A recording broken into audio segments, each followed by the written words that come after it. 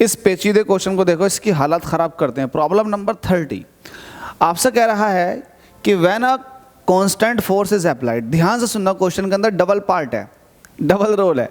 हमसे कह रहा है कि when a constant force is applied, force कैसे लगा रहे हो? Constant, to a body moving with a constant acceleration. आप कांस्टेंट फोर्स लगा रहे हो, बॉडी के अंदर एक्सीलरेशन कैसा आ रहा है? कांस्टेंट। ऐसे तो यहाँ पर ध्यान भी देना, कांस्टेंट फोर्स लगा रहे हो तो उसके अंदर कांस्टेंट एक्सीलरेशन आ रहा है। हमसे कह रहा है is the power of the force, जो पावर जनरेट हो रही है फोर्स के थ्रू, क्या वो कांस्टेंट है? इतने पार्ट को देखो वरना आप कंफ्यूज हो जाओगे। तो देखो मुझे एक बात बताओ, पावर इज इक्वल टू होता है फोर्स इनटू वेलोसिटी, यही तो होता है ना। पावर का फॉर्मूला क्या होता है? Force into velocity.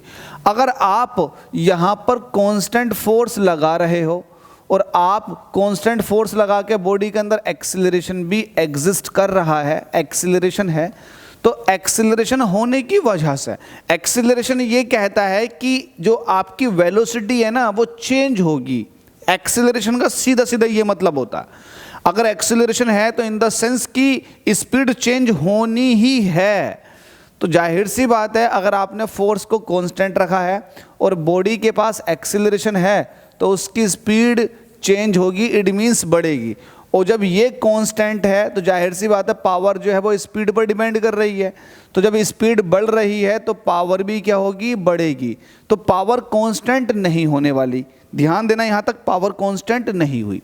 लेकिन अब क्वेश्चन में आपसे देखो आगे क्या कह रहा है।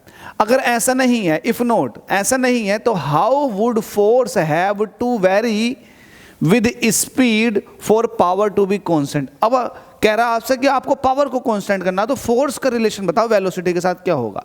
तो ठीक है, अब आपको क्या करना है? P इज इक्वल टू होता है F इंटू बी। अब आपको ये कांस्टेंट करना है, तो जब ये कांस्टेंट हो जाएगा तो फोर्स जो है F V is equal to हो जाएगा कांस्टेंट के। तो आप यहां से ये कह सकते हो कि फोर्स जो है वो वेलोसिटी के इनवर्सली प्रोपोर्शनल है। इट मींस अगर आपको पावर को कांस्टेंट रखना है तो स्पीड अगर बढ़ेगी तो आपको फोर्स घटाना चाहिए। अगर आप स्पीड बढ़ने के साथ साथ फोर्स को घटा रहे हैं तो ये एक दूसरे को ना मैनेज करके पावर कांस्टेंट रख देंगे। लेकिन अगर ऐसा नहीं कर रहे आप कि स्पीड बढ़ रही है और आप फोर्स को फिक्स रखे हुए हैं या फिर फिक्स ना होकर के इसको भी बढ़ा रहे हैं, घटा रहे हैं, तो कुछ ऐसा नहीं होगा। आपको सिर्फ और सिर्फ घटाना ही है। अगर वेलोसिटी बढ़ रही है तो फोर्स को घटाना पड़ेगा ताकि आप पावर को कांस्टेंट रख पाओ। होप सो मेरी बात क्लियर हो गई होगी।